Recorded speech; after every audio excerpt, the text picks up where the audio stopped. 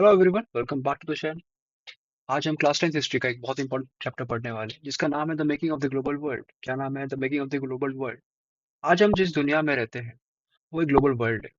ऐसी दुनिया जहाँ चीजें एक कंट्री में बनती है, दूसरी कंट्री में बेची जाती है और तीसरी कंट्री में उसे यूज होती है। आज हम जो मोबाइल फोन यूज करते हैं वो चाइना में बन रहा होता है। जो शूज हम पहनते हैं हो सकता है वो वियतनाम से आया हो। जो चॉकलेट हम खाते हैं वो स्विट्जरलैंड से आई हो। इसका मतलब यह है कि दुनिया के अलग-अलग देश आपस में कनेक्टेड हैं। इसी कनेक्शन को हम कहते हैं ग्लोबलाइजेशन।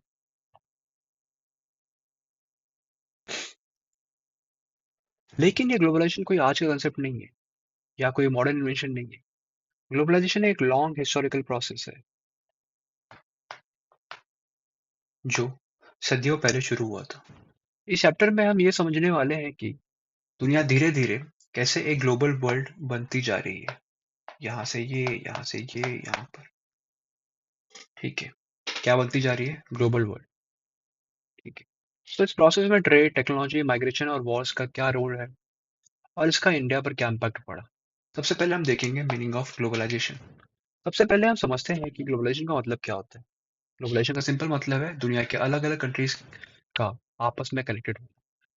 जब एक कंट्री दूसरी कंट्री से ट्रेड करती है, जब लोग एक देश से दूसरे देश में जाकर काम करते हैं, जब पैसा और इन्वेस्टमेंट बॉर्डर्स क्रॉस करते हैं और जब आइडियाज और टेक्नोलॉजी स्प्रेड होती है, तब ग्लोबलाइजेशन होता है।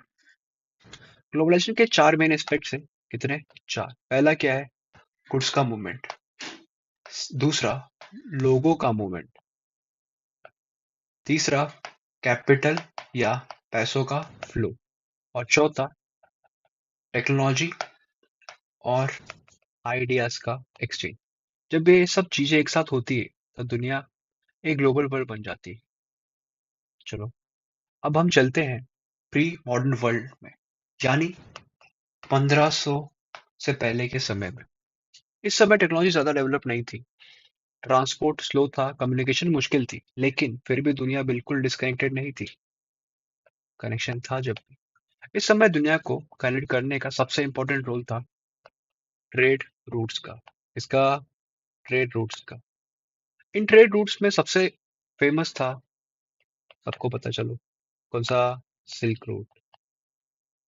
अब एक काम करना आप लोग आज, ठीक है, जैसे ही लेक्चर खत्म होगा ना, आप एक बार गूगल पर सर्च करना सिल्क रूट। ठीक है। उसका भी नया नाम क्या है, चालू है या बंद है? ठीक है। सिल्क रूट्स लैंड और सी रूट्स का एक नेटवर्क था जो एशिया, यूरोप और अफ्रीका को कनेक्ट करता था। किसको?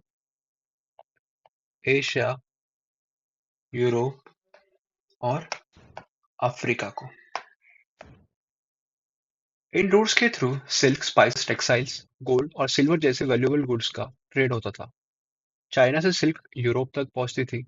इंडिया से स्पाइसेस मिडिल ईस्ट और यूरोप तक जाती थी। ट्रेड के साथ साथ सिर्फ गुड्स ही नहीं, बल्कि कल्चर, आइडियाज एंड रिलीजन भी स्प्रेड होता था। जैसे कि बुद्धिज्म इंडिया से चाइना, कोरिया और जापान तक फैला। अरब ट्रेडर्स नए क्रॉप्स जैसे डेट्स और सिट्रस फ्रूट्स अलग अलग रीजन्स में ले गए। इस तरह प्री मॉडर्न वर्ल्ड में ग्लोबलाइजेशन स्लो था लेकिन स्ट्रांग था। ये ग्लोबल वर्ल्ड का पहला फेज था। हमने अभी क्या देखा? First phase of globalization. अब हम आते हैं 19th सेंचुरी के ग्लोबल वर्ल्ड पर, जो 1815 से 1815 से कहाँ तक? 1914 के बीच के पीरियड में था। ये पीरियड ग्लोबलाइजेशन का सबसे इंपॉर्टेंट टर्निंग पॉइंट माना जाता है। इस समय यूरोप में इंडस्ट्रियल रिवॉल्यूशन हुआ, फैक्ट्रीज डेवलप हुई, मशीन्स का यूज होने लगा और मास प्रोडक्शन शुरू हो गया। फैक्ट्रीज को रॉ मटेरियल की जरूरत पड़ती, जैसे कॉटन, जूट और मिनरल्स। साथ ही उन्हें अपना बना हुआ माल बेचने के लिए नए मार्केट्स भी चाहिए थे। पहले क्या था? Raw materials. फिर बाद में क्या किया? मैन्युफैक्चर। मैन्युफैक्चर करने के बाद उनको चाहिए था मार्केट। राइट, ये तीन स्टेप देखे हमने। सो इस पीरियड में टेक्नोलॉजी ने भी ग्लोबलाइजेशन बहुत फास्ट बना दिया। स्टीम शिप्स के आने से समुद्र सफर सस्ता और तेज हो गया। राइट। हाँ, रेलवेज। अब रेलवेज बना लो यार, ये चुक चुक चुक चुक। ठीक है।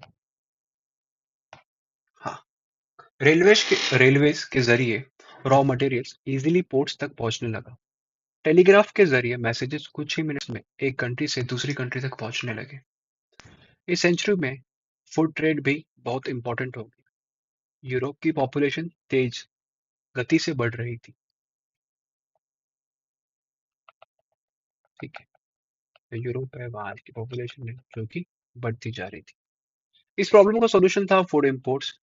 अब लोग बढ़ रहे हैं, तो फूड की जो डिमांड है वो क्या होगी, इंक्रीज होगी। इसको फुलफिल कहाँ से करेंगे, अपन क्या करेंगे, इम्पोर्ट। भारत भी पहले इम्पोर्ट करता था खाना बहुत सारा, लेकिन यूएस ने उसका गलत फायदा लाइक उठाया। फिर बाद में हम लोगों ने ग्रीन रिवॉल्यूशन लेके आए। ठीक है, याद रखो। यूरोप ने वीट ठीक है, यूरोप ने वीट यूएसए, कनाडा, ऑस्ट्रेलिया और रशिया से इंपोर्ट करना शुरू किया। इससे यूरोप में फूड प्राइसेस कम हो गए, लेकिन यूरोपियन फार्मर सफर करने लगे। ठीक है। साथ ही लार्ज स्केल फार्मिंग के लिए इंडिजिनस लोगों को उनकी जमीन से हटा दिया गया और एनवायरनमेंट को भी नुकसान पहुंचाया गया।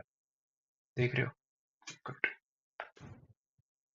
ये देखा, ये देखा, ये भी देखा, फिर ये देखा, फिर industrialization need for raw material देखा, ये फिर ये टेक्नोलॉजी में देखा। ठीक है, देख रहे हो ना। गुड। चलो, फिर हमने ये भी देखा कैसे एक्सपोर्ट कर रहे थे वगैरह ये सब। ठीक है। सो अब ये देखेंगे इंडेंचर्ड लेबर माइग्रेशन। अब हम बात करते हैं इंडेंचर्ड लेबर माइग्रेशन की। इंडेंचर्ड लेबर का मतलब होता है वर्कर्स को कॉन्ट्रैक्ट पर फॉरेन कंट्रीज भेजना। ब्रिटिश गवर्नमेंट, अब यहाँ की ये जैसे कि ये भारत है। ठीक है।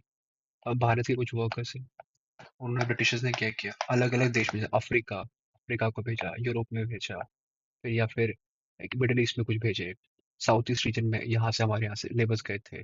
ठीक है। ठीक है। गुड। सो ब्रिटिश गवर्नमेंट और दूसरी कॉलोनियल पावर्स ने इंडिया और चाइना से लेबरर्स को प्लांटेशन और माइंस के लिए भेजना शुरू किया। इंडियन लेबरर्स कैरेबियन, अफ्रीका और साउथ ईस्ट एशिया जैसे रीजन में ले जाए गए।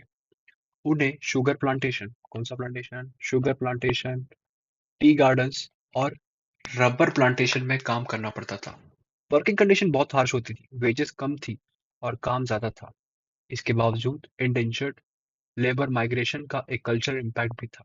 इंडियन लेबरर्स अपने साथ इंडियन फूड, फेस्टिवल्स, लैंग्वेज और ट्रेडिशन ले गए।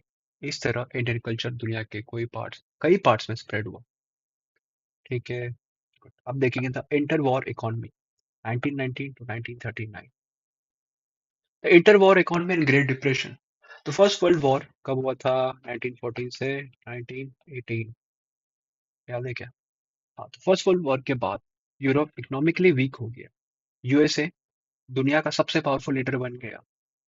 जर्मनी पर हेवी वॉर कंपनसेशन लगाया गया, जिसकी वजह से उसकी इकोनॉमी कोलैप्स हो गई। 1929 में दुनिया ने ग्रेट डिप्रेशन, एक सेकेंड, क्या देखा, ग्रेट डिप्रेशन की समस्या देखी। ठीक है। अमेरिका का स्टॉक मार्केट क्रैश हो गया और इसका इफेक्ट पूरी दुनिया पर पड़ा। वर्ल्ड ट्रेड बहुत ज्यादा गिर गया, फैक्ट्रीज बंद हो गई, लोगों की नौकरियां चली गई और अनएम्प्लॉयमेंट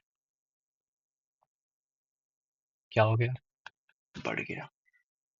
इंडिया पर भी ग्रेट डिप्रेशन का गहरा असर पड़ा। इंडियन एक्सपोर्ट्स गिर गए, फार्मर्स को अपने क्रॉप्स का सही प्राइस नहीं मिला और पॉवर्टी बढ़ने लगी। ठीक है, ये हमने देखा, ये भी हमने देखा। देख रहे हो। अब देखेंगे post world war. Post world war. ठीक है, चलो आ जाओ। सेकेंड वर्ल्ड वॉर के बाद दुनिया ने एक नया इकोनॉमिक सिस्टम बनाया, जिसे ब्रेटन वुड्स, देख सुन रहे हो, ब्रेटन वुड्स, ये रहा, जिसे ब्रेटन वुड्स सिस्टम कहते हैं। इस सिस्टम के अंडर आईएमएफ और world bank, IMF and world bank जैसे इंस्टीट्यूशन बनाए गए। इनका एम था वर्ल्ड इकोनॉमी को स्टेबल बनाना और डेवलपमेंट को प्रमोट करना। आखिर में हम ये कह सकते हैं कि ग्लोबलाइजेशन ने दुनिया को कनेक्टेड बनाया, ट्रेड और टेक्नोलॉजी को बढ़ाया, लेकिन साथ ही इनइक्वेलिटी और एक्सप्लॉयटेशन भी लाई। इसलिए ग्लोबलाइजेशन को हमेशा एडवांटेजेस और डिसएडवांटेजेस दोनों के साथ समझना चाहिए। यही था चैप्टर आपका 4, the making of a global trade. ठीक है। थैंक यू गाइस, अगर अच्छा लगा तो लाइक शेयर एंड सब्सक्राइब करिए।